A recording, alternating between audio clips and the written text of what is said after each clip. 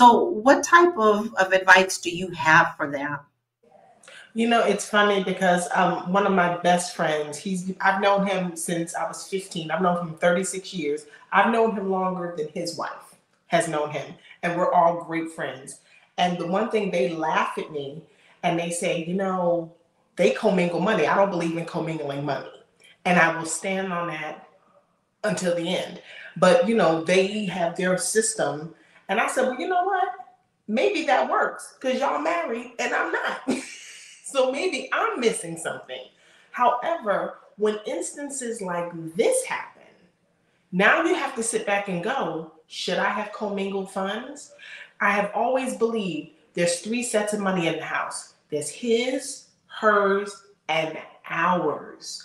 Ours can be the household bills. It can be any goals that we have going for the future.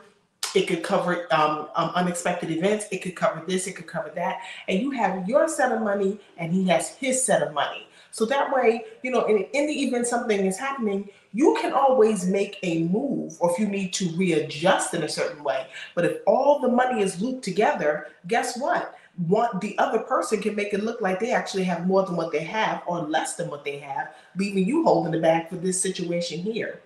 I really think Tiana, going back to what you were saying, Athena, I really think what Tiana did is, sometimes when women get successful and they get this little bit of fear of like, oh, if I don't date somebody now, I'm not going to get anybody. I'm not going to be able to have a relationship. I'm not going to have kids.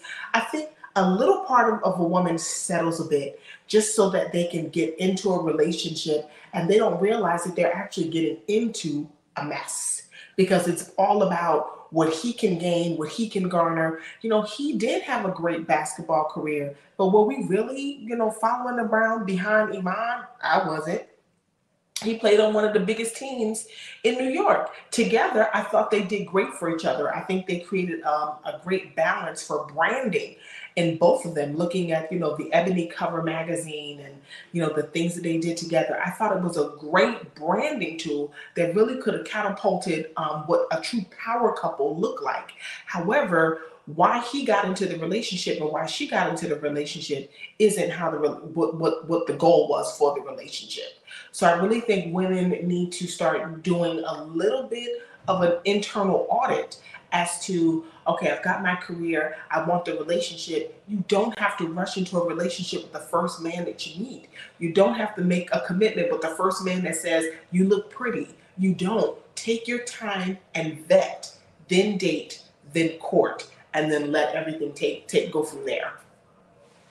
I feel like we say that till we're all blue in the face because we all have experience with this now. But when you're young and dumb and you think you know everything, and she's paying, and the unfortunate, but she's gonna pay a pretty penny for this. She's got to pay, and you know what? It leads me to believe this was his agenda from the beginning. Like, let's just be honest. That's what I feel. This man has done nothing to increase his brand. He's done nothing. I mean, I don't follow him, but I don't see what he's doing to increase his brand or his staying power in the business that he's been in. I mean, you're not just a basketball player. Basketball is entertainment. It's a form of entertainment. Are you producing halftime shows? Have you invested your money into something, into the league? Have you started a sports agency? Are you creating a clothing line? She had a full clothing line with prettygirl.com. And he could have done a basketball clothing line with them. She was involved in that. So I wonder, what was his overall agenda? Because I know you notice how he just kind of fell back to be kept while she worked. Okay, well, if you want to go out there and make that money, I'm going to sit home. And now it looks like, well, you were able to pay all of these bills by yourself, then you can pay alimony. There's a TikTok going around. You guys got to watch the TikTok. The wife's name is Erica, oddly enough, and the husband's name is Derek.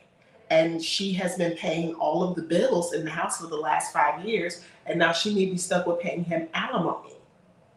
They were married for 8. It's a very interesting, it's a deep dive of a rabbit hole on TikTok, so you got to watch that. It's Erica and Derek, but you got to watch that. Now I got to go diving in the rabbit hole. You done got me all caught up in this. Y'all tell me stuff. I'll be on there for hours afterwards, like, didn't know this.